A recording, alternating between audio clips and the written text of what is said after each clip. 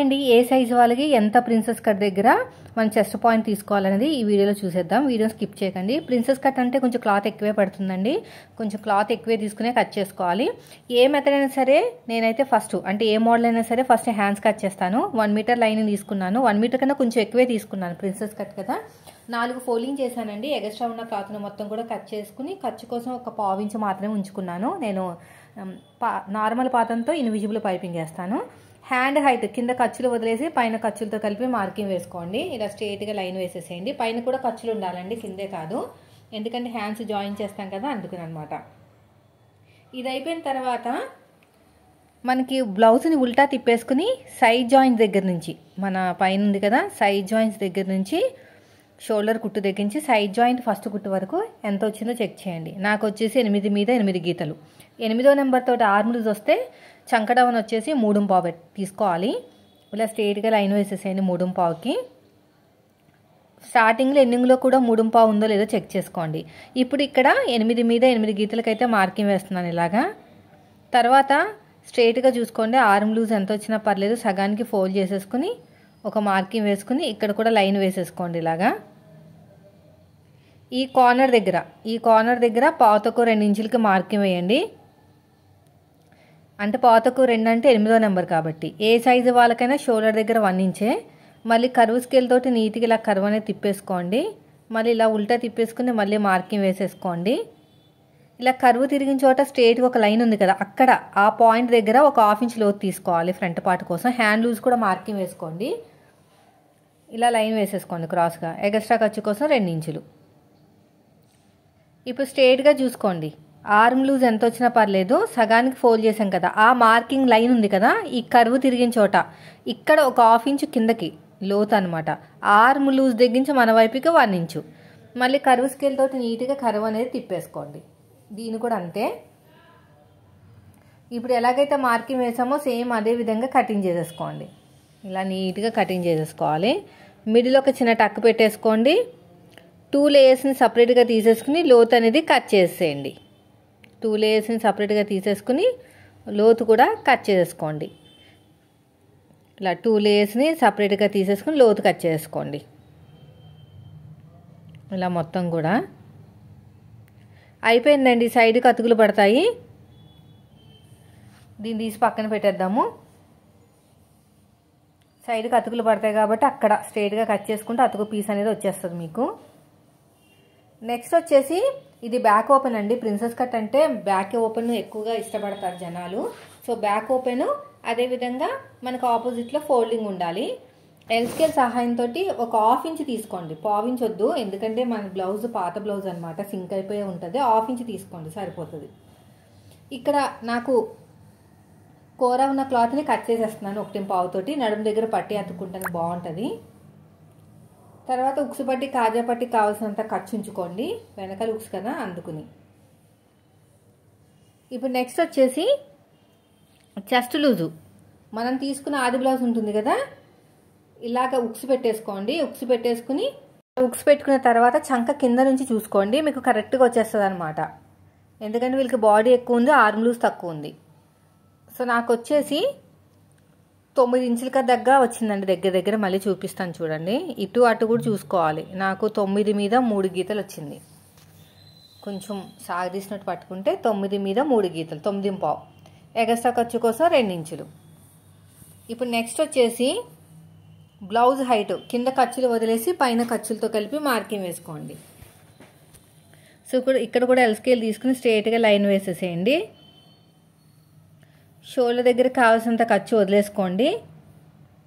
ఇక్కడ కూడా ఉక్సు పట్టి కాజా పట్టి వైపు కూడా. ఇప్పుడు ఫుల్ షోల్డరు 5.5 తీసుకుంటే సరిపోతుందండి ఈ సైజు వాళ్ళకి. ఓకేనా. నెక్ డీప్ మాత్రం మనం తీసుకున్న ఆది బ్లౌజ్ ఉంది కదా దాని ప్రకారం తీసుకోవాలి. అంటే పింక్ కలర్ బ్లౌజు. ఇది కూడా అయిపోయింది. ఇప్పుడు ఇక్కడ చెస్ట్ లూజు 9.5, ఎక్స్ట్రా ఖర్చు కోసం 2 ఇంచులు. ఇలా స్ట్రైట్గా లైన్ వేసేసుకోండి. ఎగస్ట్రా ఖర్చు కోసం ఒక 2 ఇంచులు తీసుకోండి. Full shoulder 5.5 ఇంచులండి. నెక్ కోసం 2.5 తీసుకుంటున్నాను. ఎగస్ట్రా ఖర్చు కోసం 1/2 ఇంచు. కింద వచ్చేసి ఖర్చులతో కలిపి 3 ఇంచులు. ఇలా లైన్ వేసుకుని కర్వ్ స్కేల్ తోటి నీట్గా కర్వ్ అనేది తిప్పేసుకోండి ఇలాగా.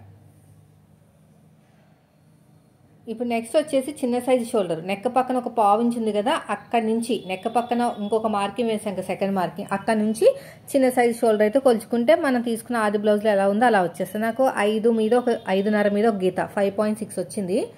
అదే మార్కింగ్ ఇక్కడ కూడా వేసుకుంటున్నాను. చంక డౌన్ వచ్చేసి 6 ఇంచులు తీసుకున్నానండి, 6 ఇంచులు చంక డౌను. అంతే, ఎల్ స్కేల్ సహాయంతో స్ట్రేట్గా లైన్ వేసేసుకోండి ఇలా మొత్తం కూడా. ఈ కార్నర్ దగ్గర 1.5కి మార్కింగ్ వేసేసేయండి. మళ్ళీ మనకి డీప్ నెక్ కదా, ముడతలు వస్తుంది అనమాట. అయిపోయిందండి. ఇలాగా చూసుకోండి, చెక్ చేసుకోండి కరెక్ట్గా వచ్చిందో లేదో. షోల్డర్ దగ్గర కావాల్సినంత ఖర్చు వదిలేసుకుని చెక్ చేసుకోవాలి. నాకు కొంచెం కిందకి దింపాలి, ఎందుకంటే వీళ్ళకి ఆర్మ్ లూజ్తో కొంచెం ఎక్కువ ఉందన్నమాట.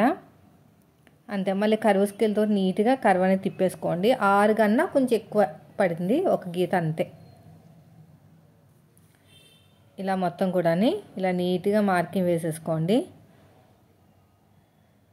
ఇప్పుడు మళ్ళీ కొలుచుకుంటే కరెక్ట్గానే వచ్చింది. నడుము లూజు డాట్తో కలిపి నాకు 9.5 వచ్చింది. సగానికి ఫోల్డ్ చేసి ఒక మార్కింగ్ వేసాను, అటు ఒక 1/2 ఇంచ్ ఇటు ఒక 1/2 ఇంచ్, హైట్ వచ్చేసి 3.5 ఇంచులు అంతే. ఇప్పుడు ఎగస్ట్రా ఉన్న క్లాత్ నీట్గా ఇలా కట్ చేసేయండి మొత్తం కూడా. నీట్గా కట్ చేసుకుంటూ వెళ్ళిపోవాలి. ఇలా మొత్తం కట్ చేసుకోండి. ఇక్కడ కూడా అంతే, మొత్తం ఎలా ఉందో అలా మార్కింగ్ వేసుకుంటూ వెళ్ళిపోవటమే.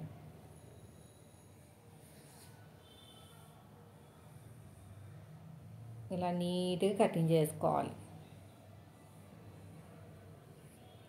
యాస్టీజ్గా. ఇటు సైడ్ కూడా అంతేనండి. అయిపోయింది. ఇక చిన్న టక్ ఇచ్చేసేయండి, ఇక్కడికి చిన్న టక్ ఇచ్చేసేయండి. అడుగు భాగంలో కూడా మార్కింగ్ వేసుకోండి. దీన్ని తీసి పక్కన పెట్టేద్దాం. నెక్స్ట్ వచ్చేసి బ్యాక్ ఓపెన్ కాబట్టి ఫ్రంట్ క్లోజే ఉంటుంది. సో దీనికోసం ఫోల్డింగ్ అనేది మన వైపు పెట్టేసుకోండి. ఫోల్డింగ్ అనేది మన వైపు పెట్టేసుకోవాలన్నమాట, ఇలాగా వీడియోలో చూపించినట్టు. ఉక్స్ పట్టి కాజా పట్టి కోసం ఎక్స్ట్రా ఖర్చు తీసుకున్నాం కదా, ఆ ఖర్చు అంతా బయటకు వచ్చేయాలండి. మనకి ఫ్రంట్ పార్ట్లు ఉంటే ఫ్రంట్ లూజ్ వచ్చేస్తుంది, ఓకేనా. అది ఎలాగో మనం కుట్టిన తర్వాత ఉండదు కదా, ఖర్చులోకి వెళ్ళిపోతుంది కదా, అందుకుని. ఇప్పుడు బ్యాక్ పార్ట్ ఆధారంగా మొత్తం మార్కింగ్ వేసేసుకోండి యాస్టీజ్గా, షోల్డర్ దగ్గర ప్రతి చోట కూడా. సైడ్ జాయింట్ వైపుకి 1.5 నుంచి 2 ఇంచుల వరకు తీసుకోవచ్చు. మిడిల్లో చెస్ట్ ఎక్కువ ఉంటే 2 ఇంచులు తీసుకోండి. స్టార్టింగ్లో 1.5, క్రాస్గా వచ్చేసరికి 2 ఇంచులు అనమాట. అలా తీసుకోకపోతే మళ్ళీ ఫ్రంట్ పార్ట్ మీకు సెట్ అవ్వదు, క్లాత్ తక్కువ వస్తుంది సైడ్ జాయిన్ చేసేటప్పుడు. ఎల్ స్కేల్ దగ్గర కూడా నీట్గా ఇలా మార్కింగ్ వేసేసేయండి. నెక్ విడితే 2.5 అండి, చూసుకోవాలి కరెక్ట్గా ఇచ్చామా లేదా అనేది. ఇక్కడ కూడా అంతే, ఇలాగా మార్కింగ్ వేసుకోండి. ఇక్కడ ఒక 1/2 ఇంచ్ ఎక్స్ట్రా తీసుకోవాలండి. ప్రిన్సెస్ కట్కి ఎప్పుడైనా సరే బ్యాక్ పార్ట్ కన్నా ఫ్రంట్ పార్ట్ చెస్ట్ పాయింట్ దగ్గర 1/2 ఇంచ్ ఎక్కువ తీసుకోవాలి, ఇంకెక్కడ తీసుకోకూడదు. చెస్ట్ పాయింట్ ఉంటుంది కదా, అక్కడ మాత్రమే ఎక్కువ తీసుకోవాలి. సైజులు ఉంటాయండి, 32 నుంచి 35 సైజు, 36 నుంచి 39, 40 నుంచి అలా ఉంటుంది అనమాట. సో నేను చెప్తాను చెస్ట్ పాయింట్. చిన్న సైజుకి అయితే చెస్ట్ పాయింట్ 10 ఇంచులు, మీడియం సైజ్ అయితే 10.5, షోల్డర్ దగ్గర కావాల్సినంత ఖర్చు వదిలేసుకుని 10.5. అదే పెద్ద సైజ్ అయితే 11 ఇంచులు. ఇక్కడ మన వైపు నుంచి 3.5 ఇంచులు తీసుకోండి. ఇది పెద్ద సైజ్, మీడియం సైజ్ అండి, 3.5 తీసుకోవాలి. డాట్కి మధ్యన గ్యాప్ 2.5 ఇంచులు తీసుకున్నాం. కింద ఎంత తీసుకున్నాం, 3.5 కదా, పైన 4 ఇంచులు తీసుకోవాలి. ఒక 1/2 ఇంచ్ ఎక్కువ అనేది చెస్ట్ పాయింట్ దగ్గర తీసుకోవాలన్నమాట. అంతే, ఇలాగ నేను చూపించినట్టు షేప్ ఇచ్చేసేయండి, సరిపోతుంది. ఇక్కడ కూడా షేప్ ఇచ్చేసేయండి ఇలాగ చక్కగా. చెస్ట్ పాయింట్ దగ్గర 1/2 ఇంచ్ ఉంది చూసారా, సైడ్ జాయింట్ వైపుకి మళ్ళీ మన వైపుకి ఫోల్డింగ్ వైపుకి లేదు. చెస్ట్ పాయింట్ దగ్గర 1/2 ఇంచ్ తీసుకోవాలి. కప్స్ పెట్టుకుంటే 1 ఇంచ్ తీసుకోవాలి, లేదంటే పైకి ఎత్తేస్తుంది. ఇప్పుడు ఫ్రంట్ పార్ట్ నెక్ అండి, ఇలా బాడీ మీదకి వెళ్ళిన తర్వాత బ్లౌజ్ ఎలా ఉంటుందో అలా పెట్టేసుకుని మొత్తం కూడా ఇలా నీట్గా పెట్టేసుకుని అడ్డంగా ఒక స్కేల్ పెట్టేసుకుని పైన షోల్డర్ కుట్టు దగ్గర నుంచి స్ట్రైట్గా చూసుకోండి. నాకు వచ్చేసి 6 మీద 8 గీతలు వచ్చింది, ఓకేనా.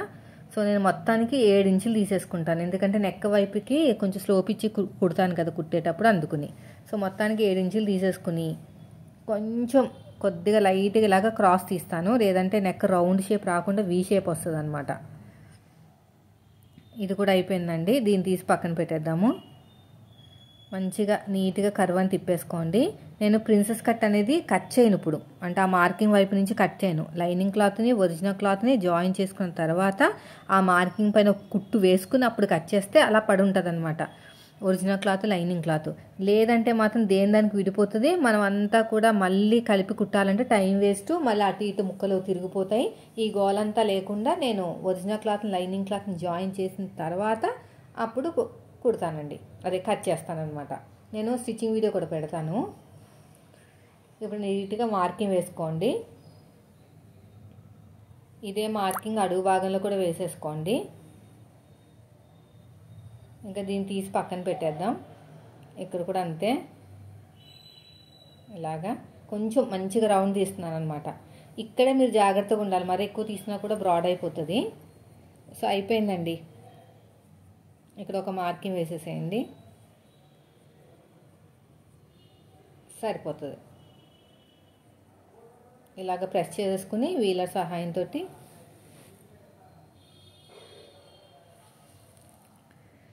అంతేనండి. ఒరిజినల్ క్లాత్ మేము పెట్టుకుని ఎలా కట్ చేసుకోవాలో నేను షార్ట్ వీడియోలో షేర్ చేస్తాను. వీడియో నచ్చితే మాత్రం ఖచ్చితంగా లైక్ చేయండి. Thank you for watching.